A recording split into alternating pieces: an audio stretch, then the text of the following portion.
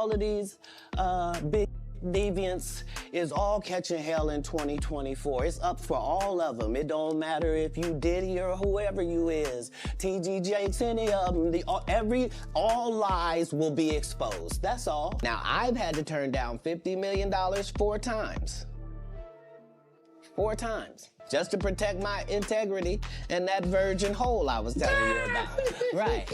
Because P. Diddy be wanting to party. And you gotta tell him no. You got to tell him no. I did. Katt Williams said that Diddy had offered him more than $50 million in return for bending him over. Because in 30 years, I've done nothing but collect information, knowledge, and your secrets. The details surrounding Diddy's latest arrest are becoming more and more graphic by the minute. Rumor has it that Diddy tried to violate many people, including Katt Williams, at pre-off parties. It turns out that Diddy was so desperate to get a taste of Katt's hole that he even offered him over $50 million for a decade of access to his body. But get this, why all? Diddy not only wanted to misuse Katt's body in this way, but he also supposedly put a clause in that contract that allowed him and his freak-off partners to sleep with Katt without any form of protection lube or baby oil. Katt claims to have all the receipts to prove this, and he's more than ready to turn them in to the authorities whenever they ask.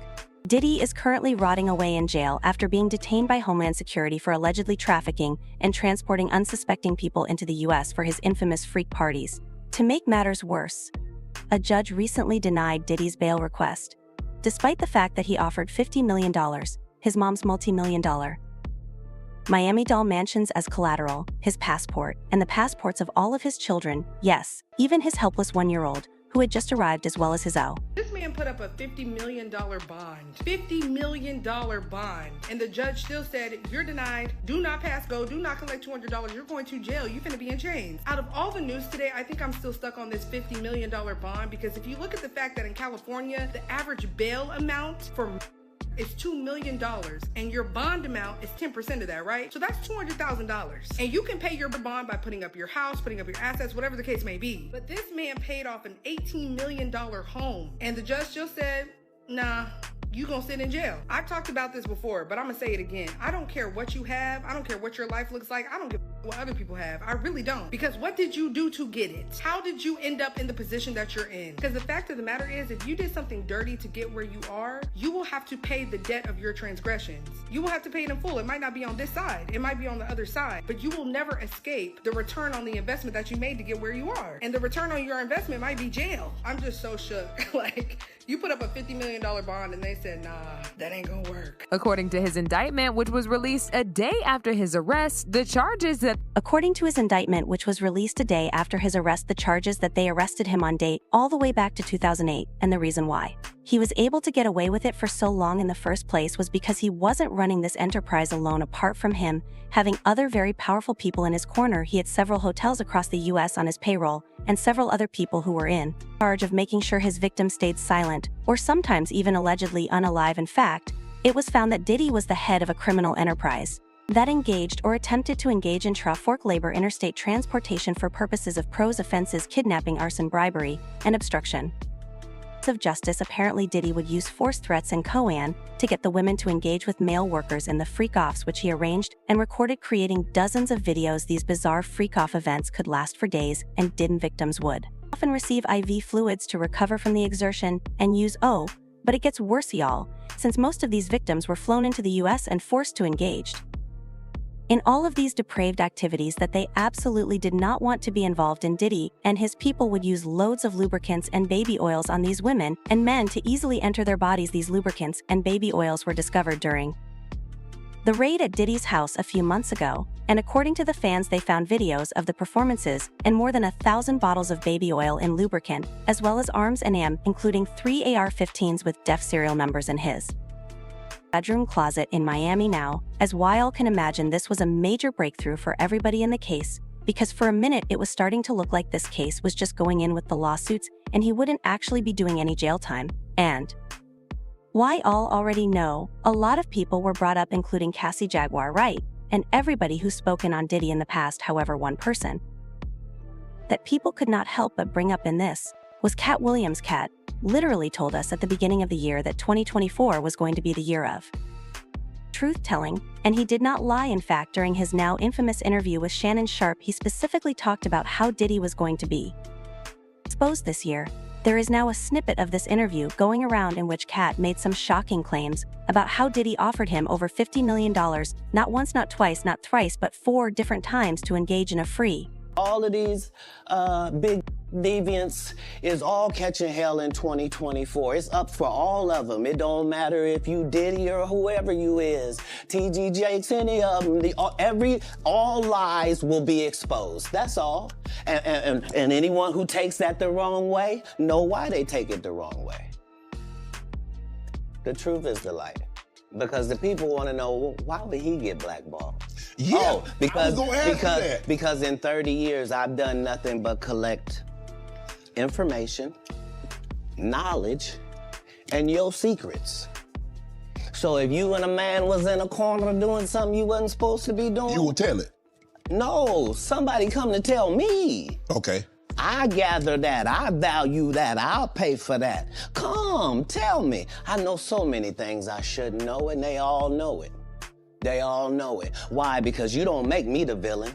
Not the guy that raises black children and ain't never done a hard in his life and don't have no stories of doing nobody dirty. Now, you're probably wondering why exactly Diddy would offer Katt. You may be wondering why Diddy would constantly offer Katt such a large sum of money. Well, it turns out that Diddy was trying to get Katt to be a power bottom for these bizarre parties. Katt said he turned down the offers and dodged Diddy's parties because that was the only way he could protect himself. Now, I've had to turn down $50 million 4 times.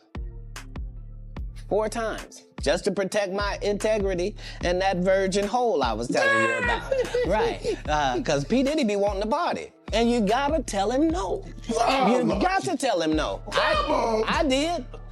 I did. See, I got the receipts for everything I'm telling you. That's why I can say I'm so... Because I'm favored by God. Like, when I see people's wives and stuff, I don't even look at them. You know what I mean? Like, I don't want to look at nothing I don't want to have. Because I know how blessed I am. If I look at it, I got it. Yeah. That's how Diddy be feeling. Come on, man. Katt also said that Diddy wasn't... Katt added that Harvey Weinstein had once directly asked him to suck his wood in order to land a movie job, but he had declined. Diddy wasn't the only one who tried to turn him into a power bottom, according to Katt.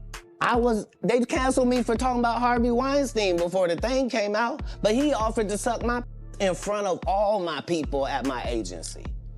What am I supposed to do? He did all of that. I'm thinking I'm the only black person on the script. I get there, it's 3 other black guys on there. Woo.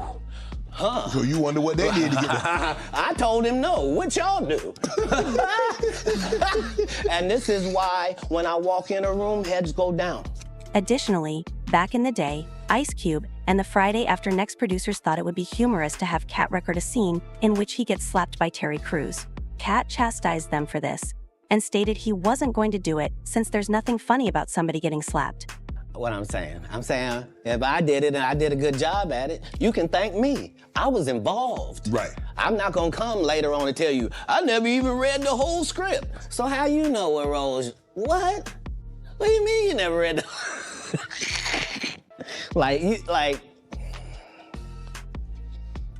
These guys' whole job is to present something, unfortunately. And I'm just not a presenter. If you ask me a question, I'm just gonna tell you the truth of how it went. The Money Mike in the original script got in the bathroom, and that's what Ricky Smiley was okay with. Katt Williams had to take the risk in front of the studios and the cast and our powers that be in his very first movie and say respectfully, humbly, guys, if we talking about anything else, I have no credibility and I have no pull. But we're talking about comedy, right, where I have all the credibility and all the pull. The problem with Friday After Next is we're trying to make a classic comedy. And this comedy involves and is never funny, no matter who it happens to or what the circumstances are. If you would allow me to allow us to do this movie without a black man getting in it, I promise you that it will be twice as funny as it would be with him getting. So considering that's the real story, why would you bring up that story? 35 members of the cast and crew have never brought up that Ricky Smiley was gonna play Money Mike. No one ever saw me put on a Santa Claus suit. We got a wardrobe department. They made a Santa Claus suit for me. Why that wasn't in the bloopers? Why? And here's the other thing. CH, this is crazy. And if Katt didn't have the morals that he has, he would 100% have been brutally misused and passed around the industry like a piece of meat. Some people even said they were surprised that Katt made it out of these situations alive, because Diddy rarely lets anybody go free, especially after suggesting something like this to them, because he knows they would just go sing about it to the blogs. In fact, this behavior of his was exposed in his indictment when they said he choked, shoved, hit, and kicked people, causing injuries that often took days or weeks to heal. His employees and associates sometimes kept victims from leaving or tracked down those who were tired. He also used explicit recordings as collateral to ensure the women's continued obedience in silence. He also exerted control over victims by promising career opportunities, providing and to withhold financial support, dictating how they looked, monitoring their health records, and controlling where they live as the fear of criminal charges loomed. Combed and his allies offered payments and provided misleading accounts of what happened in order to coerce witnesses and victims to remain quiet.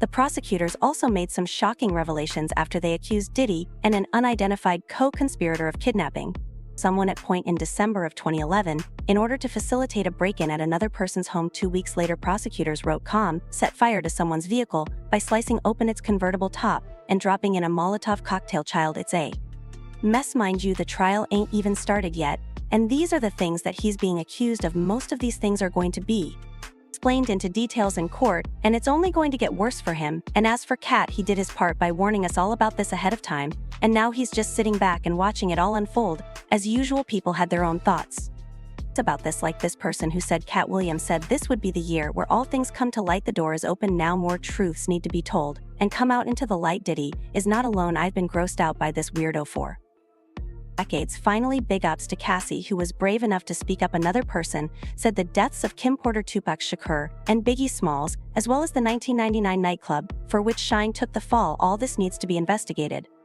as well. But now I want to know your thoughts. What do I all think about Katt exposing Diddy's $50 million FREAKOFF contract, and do I all really think that Diddy's going to do 100 years? Why all been knew what to do? Let me know your thoughts in the comment section down below, and don't forget to click here to watch this other very messy video music.